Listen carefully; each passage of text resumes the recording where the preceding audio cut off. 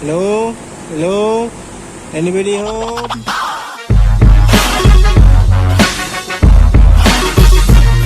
Kat tangan aku sekarang ni ada satu pamphlet daripada satu syarikat telco. Ni kalau kau nampak jenama Halo. Hello? It's me you calling for. Harga yang RM28 ni untuk sebulan, dia bagi korang 21GB plus 20,000GB. Kepala bana dia banyak-banyak si pergi data ni. Memang korang boleh tengok internet sampai lebam pergi mata. Dan satu lagi, harga dia RM48. Dia bagi korang 70GB dan 20,000GB data. Ni punya plan yang tengah letupnya. RM48, 30 hari korang dapat. Senang cerita unlimited lah. Unlimited, korang nak layan Instagram, korang nak layan Facebook, korang nak layan korang nak layan YouTube. Dan aku dapat sekali dia punya ni lah. Ni dalam ni ada SIM card. Dan yang paling gempak kan, dah tahun 2020 ni mesti kita nak sesuatu yang lain daripada yang lain. Kalau kita nak beli SIM card kan, korang tengok dia sediakan sekali tu SIM ejector. Aku tunjuk korang. Kalau korang punya SIM ejector hilang, dia siap bekal kan, siap. Apa tu lagi, dia bukan setakat memberi korang unlimited data, dia juga memberi korang unlimited call. Cepat-cepat dapatkan SIM card yang pada aku terbaik lah. Tak ada lagi mana-mana SIM card yang sebaik ni lah, Halo ni. Gila gempak ada punya promotion. Ini kalau betul-betul ni memang korang akan berpuas hati lah pakai line internet ni. Tak tipu, garanti kat korang. Okay, kalau korang berminat, korang boleh contact DM brother ni. Okay, Assalamualaikum guys. Apa khabar korang semua? Masih ingat kepada saya? Masih ingat kata saudara saya? Temui saya. Apa khabar korang semua? Okay, ada penat nak bagi apa. Aku rindu gila siap kat korang. Aku rindu gila nak buat video. Tetapi apakan daya, sejak 2-3 minggu lepas aku terlalu sibuk dengan kerja aku, jadi aku tak sempat nak buat video. Dan untuk video kali ni pula, aku nak buat sedikit luahan hati lah pada korang. Apa-apa pun aku nak isyarat dulu. Aku start kerja pukul 11. Ni aku awal nak isyarat. Okay, jom. Okay, hari ni aku dalam perjalanan lah on the way nak pergi sarapan kat kedai pakcik aku. Aku nak cakap ni lah, betul video tak tahu nak cakap apa. Pun aku dah terbiasa sangat lah bangun pagi kan. Bangun pukul 8. Lepas tu hari ni pula masuk shift pukul 11 subuh. Tak tahu nak buat apa. Perut pun dah berkeroncong. Jomlah kita pergi sarap dulu lah. One eternity later.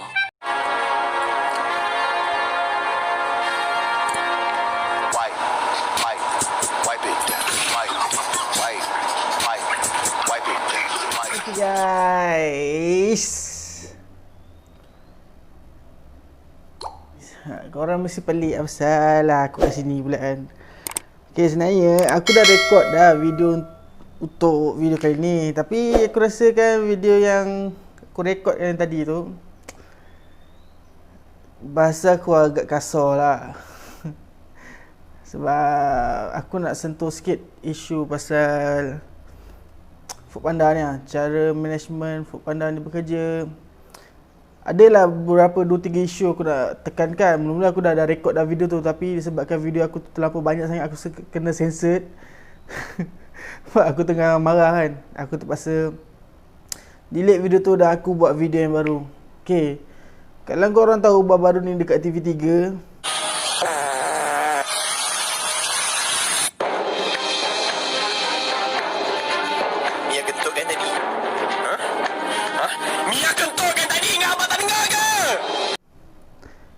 ada keluar satu berita lah pasal Foodpanda tukar cara pembayaran untuk kali yang ketiga. Persatuan Penghantar P-Hailing Malaysia Penghantar mempersoalkan tindakan sebuah syarikat e-hailing yang telah membuat skim pembayaran gaji baru tanpa melakukan perbincangan dengan penghantar syarikat itu. Pengerusinya Zulhelmi Mansur mendakwa syarikat berkenaan telah menukar dari sistem SPIO atau mengikut pesanan kepada jarak perbatuan tanpa pemberitahuan maklumat secara terperinci kepada penghantar. Tetapi cara pembayaran yang Foodpanda nak laksanakan ni, pada pendapat aku, cara tu tak berapa tepat dan cara yang digunakan untuk pembayaran kali ni adalah agak kejam. Nak tahu sebab apa kejam? Sebelum ni kalau ikutkan dah 3 kali ni, 3 kali berubah. Mula-mula adalah skim pembayaran ikut jam. Kemudian ubah lagi kepada skim pembayaran ikut order SPIO. Ini pun 15 Jun yang lepas Dan kini baru tempoh 2 bulan ubah lagi. Ini yang rider kita bising. SOP berubah-ubah. Yang terkilannya adalah kerana bila ubah tu tak dimaklumkan. So bila tak dimaklumkan, ini akan memberi kesan kepada semua food rider ini. Okey, sedia maklum pada rider Foodpanda mesti tahu. Cuma macam customer ke korang yang tak tahu pasal cara kerja Foodpanda. Cara bekerja Foodpanda dan cara pembayaran Foodpanda adalah mengikut batch. Batch 4, 5, 6 kita akan dibayar sebanyak RM4.5 bagi setiap satu order. Batch 5 pula. Batch 3 RM5, batch 2 RM6 dan batch 1 RM7. Dengar macam besar kan? Tapi korang dengar penjelasan aku yang kali ni. Okey, jadi Foodpanda dah start buat cara pembayaran yang baru. Cara pembayaran yang baru adalah seperti aku katakan tadi, mengikut jarak. Okey, tetapi cara pembayaran jarak dia ni 0 ke 500 meter akan ditolak beberapa sen daripada setiap order tu mengikut batch. Dan selepas 5.65 km baru ada penambahan sebanyak paling maksimum dia boleh bagi 74 sen. Syabas. Syabas Foodpanda, syabas. Yang pasal gaji ni pada pendapat aku dan aku harap ada mana rider Foodpanda yang tengok video aku ni, tolong share banyak-banyak sebanyak yang mungkin bagi orang tahu, bagi sampai management Foodpanda tahu. Okey. Pada pendapat aku, untuk kiraan mileage daripada 0 ke 500 meter tu dihapuskan. Tak payah buat apa-apa sebarang penolakan sebab bila dah lepas daripada 5.65 km tu, korang tambah cuma 74 sen. Bukan korang tambah RM2, RM3, RM4. Benda tu memang tak berbaloi sebab korang banyak nolak daripada korang menambah. Sebab satu lagi, cara ni pun memang terlalu kejam Bukan cara ni kejam, terlalu kejam. Sebab apa aku cakap kejam? Okey, kita orang isi minyak sendiri. Maintenance motor kita orang buat sendiri. Apa-apa kejadian yang berlaku dekat rider Foodpanda, kita orang tanggung sendiri. Okey. Lagi aku harap perkara ni dapat dipertimbangkan semula. Korang berbincang semula dengan rider-rider otai, dengan RC setiap negeri masing-masing. Dan satu lagi, bila korang laksanakan cara pembayaran baru ni, korang tak minta pun pendapat rider. Senang cerita, korang tak minta pendapat kita orang pun, korang tu laksanakan je. Pandai pula korang buat secara berperingkat mengikut negeri. Bukan korang buat macam sebelum ni, serentak terus rider mengamuk. Harap Foodpanda boleh pertimbangkan semula lah cara pembayaran kilometer ni. Yang penolakan 0 ke 500 meter ni dihapuskan. Tak perlu buat apa-apa penolakan sebab seperti aku kata, berbaloi ke? Berbaloi ke kita orang ni korang tolak macam tu? Tahu Foodpanda sebenarnya nak jaga customer. Tapi korang kena fikir, sebelum korang nak jaga customer, korang kena jaga korang punya budak-budak. Korang kena jaga hati pekerja korang.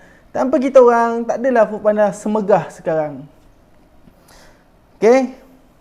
Isu yang kedua adalah isu pasal cancel order. Seperti sedia maklum yang aku cakapkan tadi, setiap batch dibayar mengikut rate masing-masing. Tetapi bila bab cancel order, kenapa korang selaraskan menjadi RM2.25 daripada batch 1 sampai ke batch 6. Korang tahu tak, rider-rider yang batch 3, batch 2, batch 1 ni, korang tahu tak betapa payahnya dia orang nak jaga dia punya ni lah kerja. Hujan, lebat, ribut, taufan, dia orang tak kira, dia orang langgar je, jalan je. Tapi bila order tu di-cancel, kita tak tahulah, mungkin disebabkan customer nunggu terlalu lama dan adalah isu dia, vendor lambat siapkan makanan ke. Tapi yang kena hentam lalas nanti rider juga yang kena. Dan korang tolak, korang buat benda tu jadi sama rata. Benda tu walaupun aku setakat batch 4 tapi sekarang dah batch 3 dan aku pun rider baru, tapi benda tu tak masuk akal. Kau tahu tak, budak-budak yang batch 1, 2, 3 ni bukan main susah payah nak jaga batch dia orang. Sampai tinggal yang mana dah ada anak bini, tinggal anak bini bekerja daripada pukul 8 pagi sampai malam. Kalau 8 pagi sampai 10 malam okey ke? Ada tu 8 pagi 1 pagi. Marah hari ni sebenarnya. Aku ni tengah marah hari ni. Tapi aku cuba menenangkan emosi aku. Cuba buat dalam keadaan relax je. Okay. Aku harap perkara ni pun dapat dipertimbangkan semula. Dan tolong buat apa-apa tindakan. Tolong jalankan kerja korang. Wahai HQ Department Foodpanda. Okay. Yang ketiga, sebenarnya banyak lagi aku nak cerita, tapi cukuplah setakat 3. Yang 3 ni last, dan yang ketiga ni adalah perkara yang paling menyakitkan hati. Tentang sisi warga asing. Okey, pada korang yang tak tahu, kalau macam kita rider ada masalah nak cari rumah customer tak dapat ke, kita nak call customer tak dapat ke, cari vendor tak jumpa ke, kita akan berinteraksi dengan macam nak cakap, customer service rider lah, bagi rider lah. Kita akan cakap dengan dia, ni masalah ni tak dapat nak, contohnya kita tak dapat jumpa rumah customer. Kita tak dapat jumpa rumah customer, jadi macam mana, lebih kurang macam tu lah. Dan ada sesetengah sisi warga asing ni tak pandai cakap bahasa English. Senang cerita, dia orang ni bengap lah. Jadi benda ni menyebabkan kesukaran bagi rider-rider untuk menyelesaikan masalah yang tengah berlaku dalam masa tu. Kita orang ni kerja order. Kita orang nak sesuatu benda tu berlaku dengan cepat. Kita orang nak korang take action dengan cepat. Bila korang ambil sisi warga asing ni yang tak di-train, benda tu menyusahkan rider. Korang faham tak? Sebab apa aku cakap benda tu menyusahkan? Contoh, rider tu dekat satu kawasan tu, jarak dia 5 km nak pergi ke vendor. Okay, dalam masa 5 minit tu, rider tu kena sampai ke vendor. Tetapi korang kena fikir, jalan jam ke, ada accident ke, traffic light berapa banyak ke. Korang kena fikir pasal benda tu. Sebab masa yang korang bagi 5 minit tu tak cukup. Dan tanpa sebab dan munasabab yang kukuh, bila rider sampai ke vendor, tak masa rider tu kena break, kena unleash space tanpa sebab. Aku pun menyampah dengan sisi Pakistan ni. Kalau aku jumpa daripada depan ni, aku marah je lah, tak ada kena apa-apa. Pertimbangkan semula kan management Foodpanda pasal sisi warga asing ni. Bila kita dah accept order, bila kita dah dapat order yang luar daripada kawasan penghantaran, kita minta cancel, CC so approve. Pun cadar je nak kena approve. Benda tu luar kawasan, mana boleh kita hantar.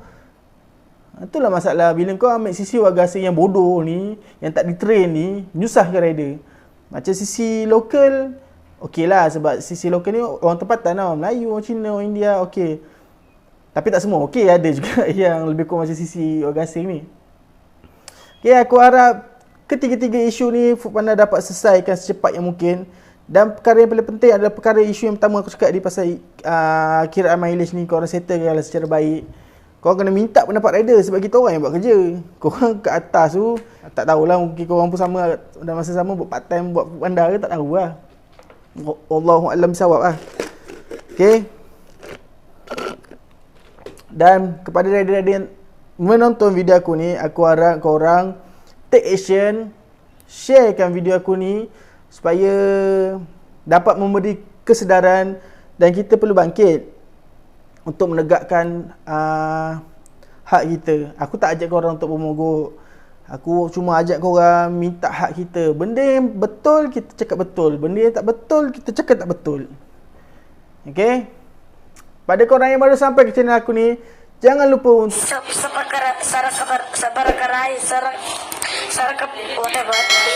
untuk subscribe, like dan komen. Itu saja video aku untuk kali ini. Sekian, wabillahi taufiq wa hidayah. Wassalamualaikum warahmatullahi wabarakatuh. Adios.